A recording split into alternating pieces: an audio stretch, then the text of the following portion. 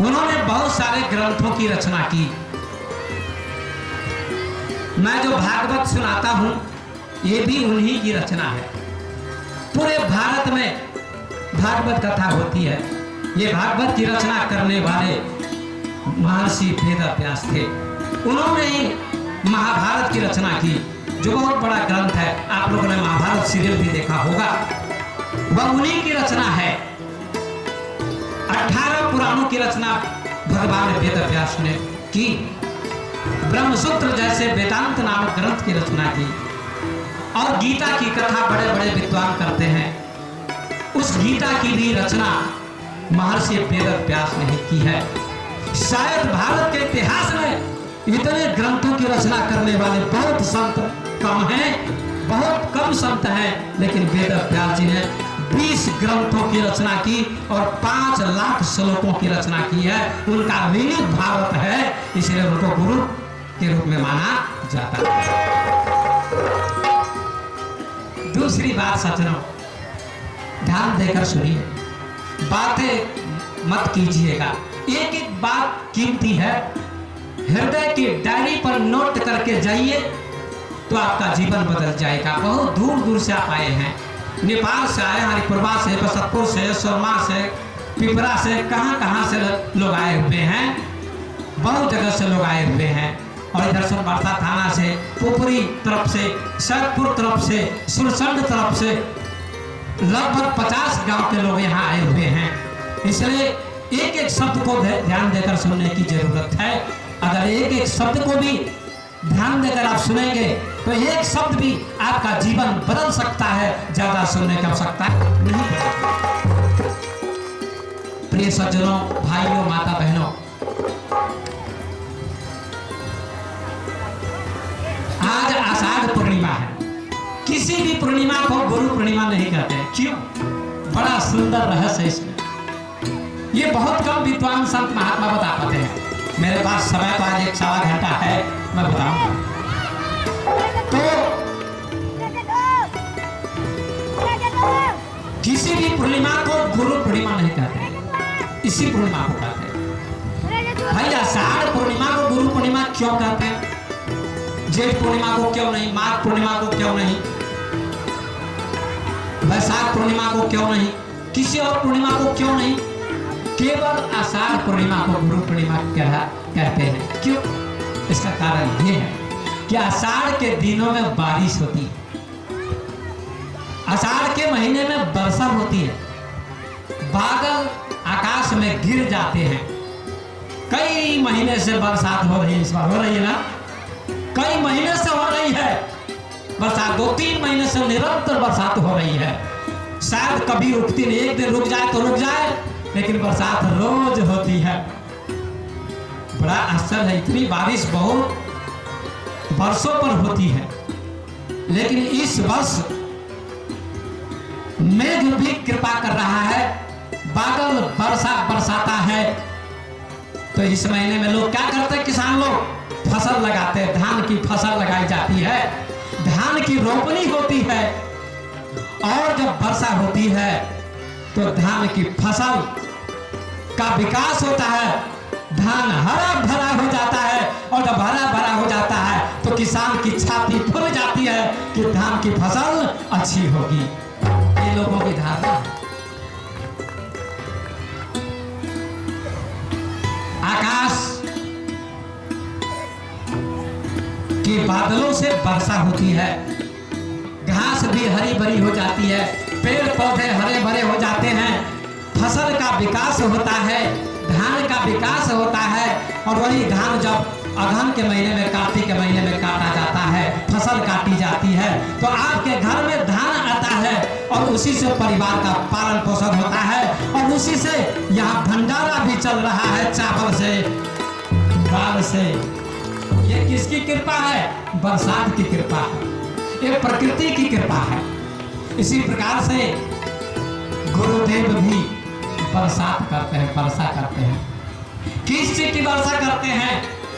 ज्ञान की वर्षा करते हैं, ज्ञान की वर्षा करते हैं, आशीर्वाद की वर्षा करते हैं। और जब गुरुदेव ज्ञान की वर्षा करते हैं तो शिष्य का विकास होता है, शिष्य भी फसल के समान होता है और शिष्य का विकास होता है। तन मन जीवन पूरा हरा भरा हो जाता है, सारे दुखों का विनाश हो जाता है और शिष्य का विकास होता है। कबीर ने कहा कि कबीर बादल प्रेम का हम पर वर्षा आई, अंतर भीजी आत्मा हरी भरी बदलाई। प्रेम का बादल गुरु बरसाते हैं, प्रेम की वर्षा गुरु करते हैं। आप लोग प्रेम की वर्षा में भीग रहे हैं, वर्षा में भीग कर भी किसान लोग खेती करते हैं। ऐसे ही आप लोग अभी धूप में बैठे हैं, धूप भी लग रही है, थोड़ी छाया भी है, टेंट भी लगा हुआ है। कुछ लोग, ज्यादा लोग उधर बैठ गए हैं, छाया में बैठे हुए। सब छाया चाहते हैं, सब छाया चाहते हैं, धूप कोई नहीं चाहता। लेकिन सोचिए अगर धूप नहीं होगी तो क्या वर्षा होगी?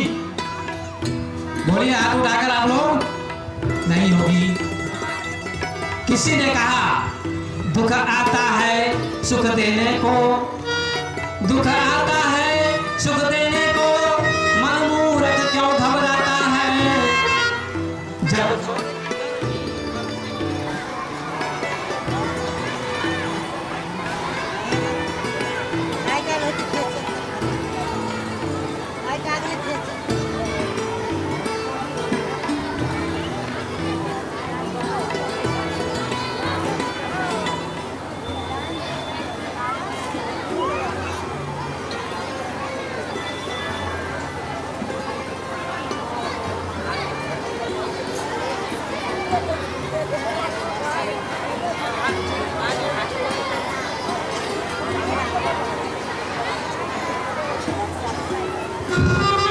दुख आता है सुख देने को, मन मूर्ख क्यों घबराता है। जब जोर की गर्मी पड़ती है तो बादल मेघ बरसाता है, बादल मेघ बरसाता है।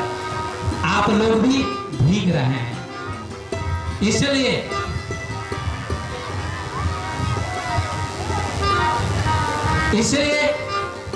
आज आषाढ़ पूर्णिमा है और आषाढ़ पूर्णिमा में आप ज्ञान की वर्षा में भीग रहे हैं।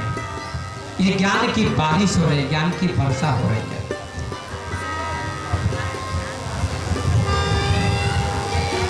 आइए सज्जनों ध्यान दीजिएगा। गुरु को पूर्ण कहा जाता है। पहले वाली आवाज दीजिए ना, यही आवाज ठीक है।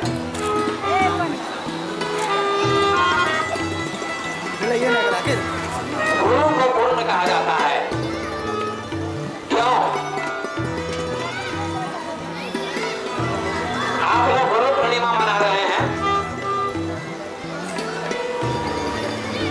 गुरु की पूजा आपने की है, आरती की है बड़ी आस्था से। गुरु पूर्णिमा के 3 अर्थ हैं। पहला अर्थ व्यास पूजा, आज व्यास जी की भी पूजा हो रही है, उनके नाम से ये पूजा होती है। और दूसरा अर्थ इसका है गुरु पूर्णिमा, और तीसरा अर्थ है गुरु पूजा। याद रखिएगा, इसके लिए 3 शब्द रचे गए हैं। पहला शब्द है व्यास पूजा, दूसरा शब्द है गुरु पूर्णिमा और तीसरा शब्द है गुरु पूजा। इन 3 शब्दों की व्याख्या मैं करूंगा। व्यास पूजा को आप समझ गए कि वेद व्यास जी के नाम से पूजा होती है। उनका जन्म आज ही के दिन हुआ था। प्रत्येक महापुरुष की जयंती मनाई जाती है। दूसरा अर्थ है इसका गुरु पूर्णिमा। गुरु पूर्णिमा क्यों कहते हैं हम लोग? संतों ने, ज्ञानियों ने इसको गुरु पूर्णिमा कहा है क्योंकि गुरु पूर्ण होते हैं। कितना सुंदर शब्द चुना है ऋषियों ने कि गुरु पूर्ण होते हैं, अधूरे नहीं होते। संसार का हर व्यक्ति अधूरा होता है। माता पिता भाई बंधु हर चीज अधूरी होती है। केवल गुरु पूर्ण होता है। हम लोग पूर्ण होने के लिए यहाँ बैठे हैं, यहाँ आए हैं कि हम लोगों को पूर्ण होना है। पूर्ण माने पूरा, अधूरा नहीं। जैसे नदी समुद्र में जाती है, मिल जाती है, नदी चल रही है, दौड़ रही है, दौड़ती है ना। क्यों दौड़ती है नदी? कहाँ जाने के लिए? क्या आपने कभी चिंतन किया? क्या आपने कभी विचार किया? नहीं विचारा होगा। नदी बहती है, नदी दौड़ती है, कहाँ जाने के लिए? समुद्र में जाने के लिए, सागर में जाने के लिए। और जब सागर में नदी चली जाती है तो नदी का बहना बंद हो जाता है, नदी का नाम मिट जाता है, नदी का रूप मिट जाता है, और नदी क्या बन जाती है? सागर बन जाती है, समुद्र बन जाती है, वह पूर्ण हो जाती है और उसे सुख मिलता है, सुख मिलता है।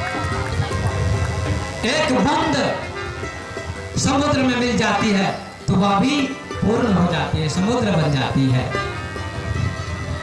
गुरु भी पूर्ण होते हैं। क्यों?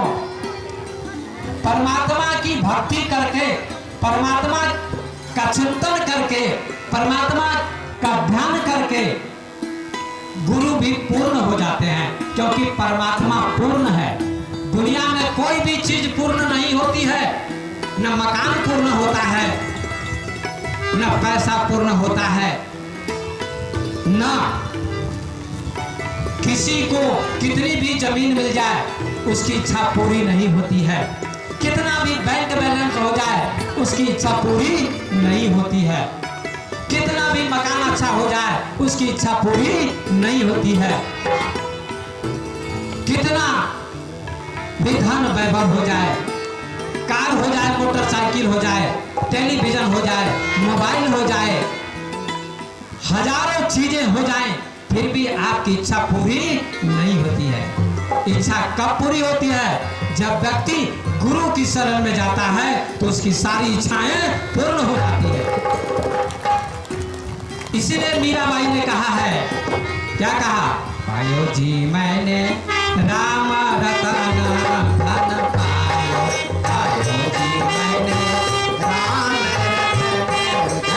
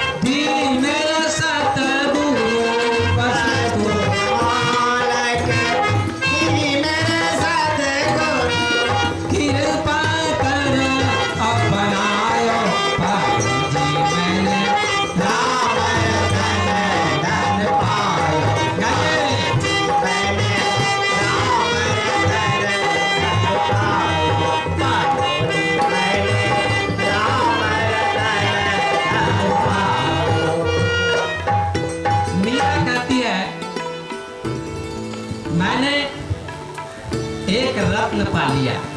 आप लोगों ने सुना होगा रत्न होता है, हीरा एक रत्न होता है, मोती एक रत्न होता है, नीलम एक रत्न होता है, पन्ना एक रत्न होता है। ये सब रत्न होते हैं, लेकिन ये रत्न आपको मिलेंगे और फिर खो भी सकते हैं। कोई चोर ले जाएगा, छीन लेगा। लेकिन मीरा ने चुनौती के साथ कहा कि मैंने एक रत्न पा लिया, हीरे मोती मैंने नहीं पाए, मैंने एक चीज पाली, वस्तु अमोलक दी मेरे सतगुरु, कृपा कर अपनायो। मैंने राम को पा लिया, मैंने गुरु को पा लिया, मैंने परमात्मा को पा लिया जो पूरा है। परमात्मा पूरा होता है और उसके बाद दूसरा स्थान गुरु का होता है। गुरु भी पूर्ण हो जाते हैं परमात्मा को जानकर। जैसे नदी समुद्र में